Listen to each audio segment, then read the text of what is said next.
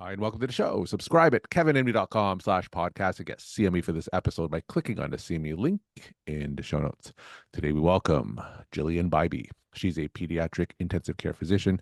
Today's Kevin MD article is 5 Lessons for a Better Life, Observations from a Front Row Seat for the Highs and Lows. Jillian, welcome to the show.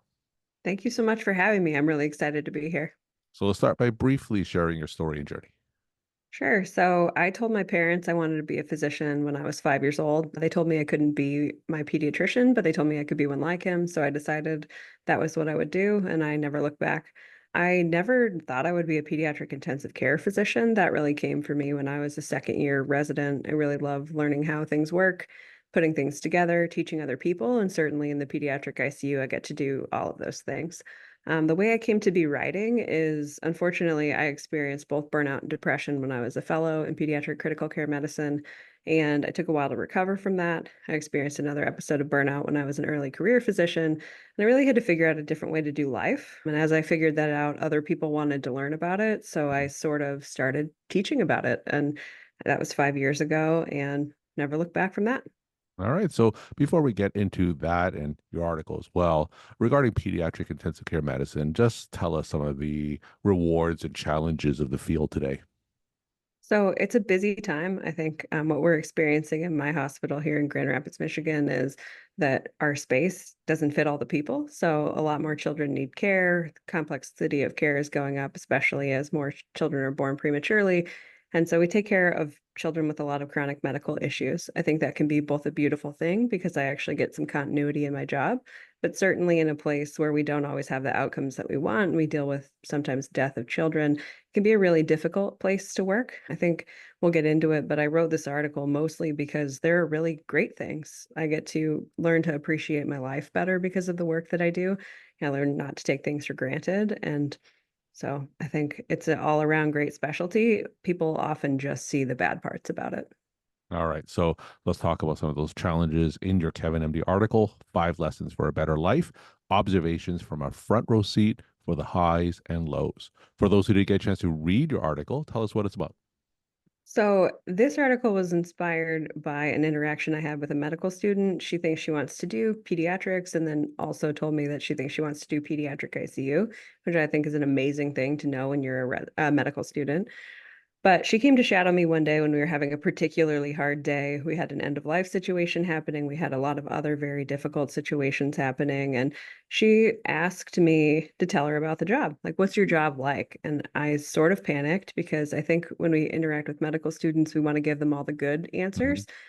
But it didn't seem fair, especially on a day where everybody around her was sad, that I left out the bad parts because it's certainly part of it. So that's really where this came from.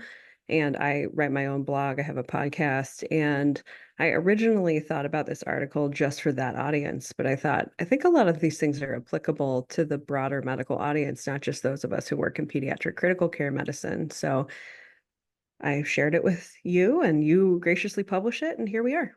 All right. So tell us about that interaction and when you're talking to medical students or we talk to people going through that medical school path in general, tell us some of the challenges about the field.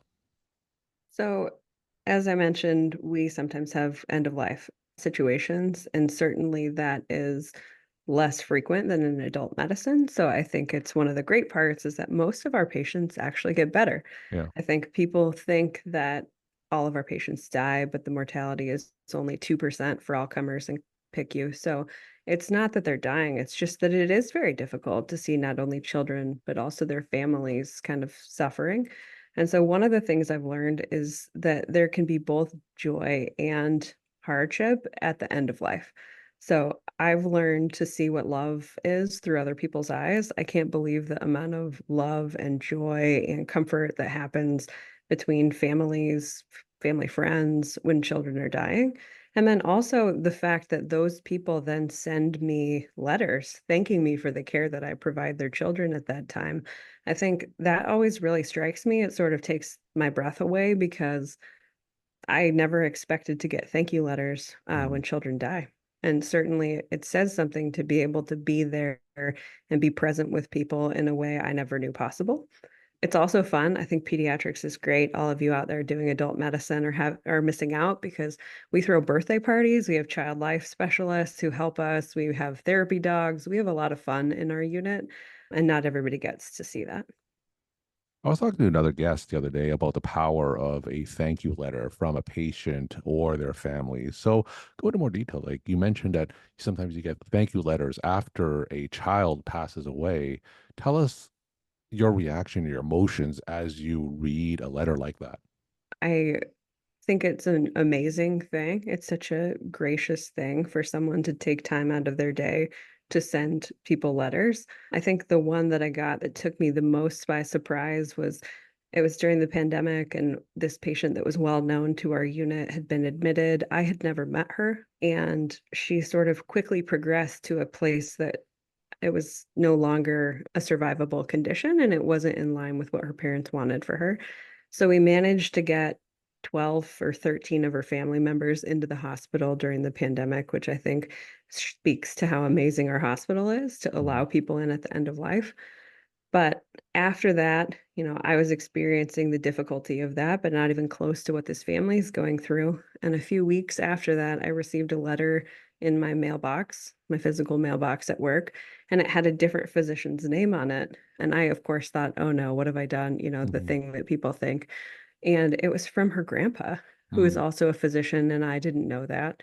And he was saying, that he believes his family has this faith background that people come into your lives for a reason because God puts them there, and that I and the other team members were that for him that night. And not only did we bring them comfort in that moment, it had comfort for them for the rest of their lives to know that she, the patient, touched all of us so much. And then I think the thing that was the most touching for me is, this is a senior physician saying to Yeah. me, a junior physician, that he teaches medical students and he wants to teach them to be like me. And I just started crying. So I think it was really touching in that moment for me. You mentioned as part of your journey that you had several episodes of burnout during your pediatric intensive care career. So tell us more about that. So when I was a fellow, there were times, we had work hours, but there were times when I was working 100 hours a week, working every other night overnight, and a lot of really traumatic things happened. So end of life, codes, putting people on ECMO, and we didn't learn to process that. We just sort of shoved down those feelings and kept going. And there was a time during the end of my second year when we had probably one of the most difficult patient situations of my career.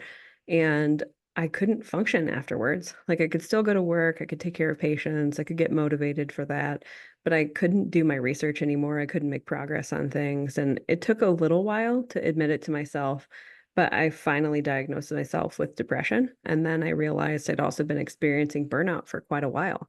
The next time was when I was 2.5 years into my career here in my current job.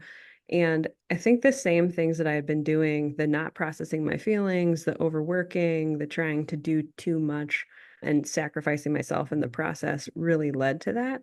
And I think the hardest part about being a physician is we all know that those behaviors are rewarded. It's good to be efficient. Hospitals don't reward you for taking time off, which Mhm. I will soon be doing. But I think there are things that we have to learn to do, and we also have to let go of some of the perfectionism that drives those behaviors in the first place. So how did you go about doing that? And did you have a coach? Did you have a mentor that helped guided you through that process? Yes to both of those. And then also, of course, for my depression, I had not only a psychiatrist, but a therapist who helped me with that. And that really took care of the depression part. I've been in remission ever since then, which I'm grateful for. But it was really, like you said, a coach and a mentor who Mhm. helped me start to look at some of those behaviors, some of the rules that I had for myself about what a good doctor does. So previously, a good doctor for me didn't take breaks. It self-sacrificed, worked hard, helped everybody else above myself. And I think that eventually led to me getting so exhausted that I wasn't able to do anything else. And I was actually useless to the people around me and useless to myself. And so it's taken the 5 years since then for me to get better at it. I don't think I'm perfect at it, but that's Mhm. really why I write podcasts, teach about it. I speak nationally about it is I have to learn these things for myself. And I think they're not the things that we get taught when we're in medical education or a residency, and they're starting to be touted as important. But I Yeah. find that even the trainees that I lead as the wellness director for my organization don't know how to do these things. Like people say it's really important to take breaks, but then when they see us as leaders not taking them, that doesn't really set the tone where they're able to do that. And I think especially this generation feels like it's being called lazy, just like mine was for other things, for having work hour restrictions. So I see it as part of my role, not only to do the things for myself so I can be there for me, my family, everybody else, but really as a leader in my organization to be setting a precedent that these are things that are important, because I think we know that people are starting to leave their jobs even earlier. It Yeah. used to be 3 to 5 years. Now it's 1 to 2 years people are leaving their first jobs. So tell us some examples or stories of how you set the tone as a wellness leader at your institution. So last year in June, I worked 18 out of 19 days, not by choice, but just by having the end of an academic year and going into the next year. And while I was doing that, of course, I was getting exhausted. It was not all Yeah. clinical work, some of it was administrative, but I found myself getting more frustrated, having more difficulty being patient with people. And you can imagine, as an intensivist, I'm not a patient person at baseline. So it was Mhm. getting even worse than that. And instead of just continuing on with that behavior and knowing that one day I might snap at somebody, I told them. So I told my team when I was attending in the ICU, hey, I'm working a lot right now. I'm not feeling quite like myself, feeling a little bit short. So if it feels like I'm being short with you, it's probably more about me than it is about you. And I think it's such an important thing to share with those who are leading, and especially trainees, because they make it all about them. If you snap at them, they turn the story, create a story in their own head that it's about them. You must not like them, something like that. And it really negatively impacts their own wellness. And we know from the data that our behaviors as leaders are the things that make our team well. And so it's just something as small as saying, hey, I'm having a sort of difficult time right now. And you don't have to say why. If you're having a loss in your family or a family illness or something else, you don't have to give everybody your story. I don't think you Mhm. owe it to them, but it is okay to say, I'm having a bit of a hard time right now, which I know are hard words. Like I work with surgeons, I work with other people. They don't like to talk about feelings, neither do I. You don't have to get into it, but I think we do as leaders owe other people a bit of an explanation about why something might be happening, or at least some context so that they don't take it, internalize it, and then work even harder to prove themselves to us. So sometimes when it comes to the steps to reduce burnout, it isn't necessarily all in the hands of physicians and physician leaders. Of Absolutely. course, the administrators and system issues need to be improved as well. And you don't have to talk about your institution specifically, but in general, what are you seeing from the administrators in terms of their buy-in to alleviate the potential causes of physician burnout? Well, I'm glad you brought this up. I think it's a really crucial part of every discussion about wellness and burnout for physicians is that we know that 80% of what drives burnout for physicians is a system issue. I also remind people that we're part of the systems, especially as we're leaders, but I am happy to work at an organization that really takes it seriously. We have an Office of Physician and Aid Fulfillment at our organization. And our job, I'm one of those members, is to be looking at the drivers of burnout and to be looking at the three domains of professional fulfillment, which is the Stanford model of professional fulfillment, culture of wellness. So that includes our leadership behaviors, how we bring ourselves to work, how we create that culture on our teams, and then practice efficiency. I think some of the cool things that have been happening here at my organization is the use of an inboxologist. So, someone to be helping with inbox messages Hmm. for outpatient physicians to be making sure that they're not burdened by that clerical work. They're also piloting some AI in some spaces for note taking. I think because we have people from different areas thinking about it, and we also have invested leaders, I think I'm luckier than other people in other spaces because I talk to a lot of my friends and colleagues across the country who don't have that. And so for that, I would say a lot of this culture change really starts locally, and Hmm. a lot of it is already embedded in the quality improvement processes that we do. And so I think the more that we can talk about it in a way that ties professional fulfillment and quality improvement together, and sort of not leave out the wellness conversation, but really talk about how it benefits not only the organization, but also ourselves, that starts to get people's attention. And we did have to go through a process of making a business case for this. And there's a lot of data out there. Tate Shanafelt from Stanford is publishing a Yeah. lot of it. And I think it's nice to have that data because there's really a case that's out there. We just have to start taking it because I think what I tell other people, including the trainees that I lead, is no one's coming to save us. It's not like people are going to give us more PTO or do things if we don't make a case Hmm. for it. And certainly there will be places where people don't listen. And those are the places where people leave a lot of the time. And I almost left here, not because of those things, but we were working a lot and I didn't know how to stand up for myself, have boundaries, block off time on my calendar. And so now, through our system changing and also me changing myself, we've really been able to make improvements. And I think if anyone listening to or watching this is at my organization, they will remind me that it's not perfect here. And I don't think perfection is the goal, but I think pivoting towards something more sustainable is the goal, or we're all going to leave healthcare. So, for those resident physicians, fellows, early career physicians who may be listening to you and are now in that place of burnout that you were years ago, you've given so many great pieces of advice, but what would be the single most important thing that they should do next? So I love that you asked this question. I just wrote a blog about this on my own blog, but there are two parts of it. So the first one is don't be like me, which means don't do it by yourself. So I waited for a long time when I was trying to figure out, is this depression? Is it burnout? Which we didn't know that much about back when I was a trainee. I kept it to myself. I didn't tell anyone I was struggling. And I think that everyone around me could see it in some way or another, and they didn't know what was wrong either. But no one can help you if nobody knows. So I promise you that there is someone in your life, whether it's a family member, a mentor, one of your co-trainees, somebody who cares about how you're doing. And you should tell that person that you're struggling. And that can be hard. It can be difficult for our egos to admit that we need help because we're often the helpers, but don't do it alone. Hmm. And then really find 10 minutes, which is 1% of our day, to do something that brings you joy. And I get a lot of eye rolls when I talk about this, but it's only 1% of your day. And if you can't spend 1% of your day on yourself, I'm sorry, but you won't be able to make progress forward. And that's really where that other supportive person can come in. I think that those are the people who help us stay accountable. And I'm really happy to have a lot of those people in my own life.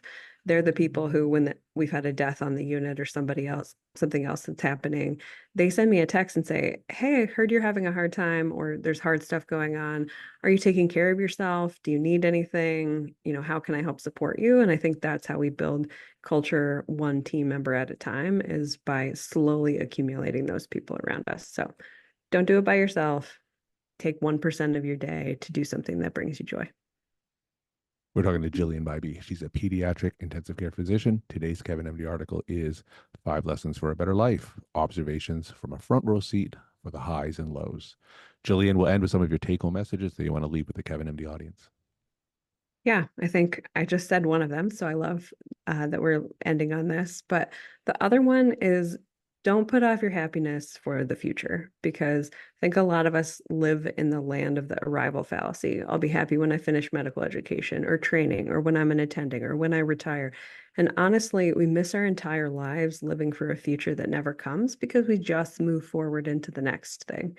So, my biggest takeaway is for you to start to look at your life today as the thing that's actually happening to you right now, and figure out how you can find some satisfaction or at least be okay with today, because we're not promised tomorrow. And I think that's what's in this article is things can happen every day that change our lives immediately, and you might never get the thing that you're waiting for.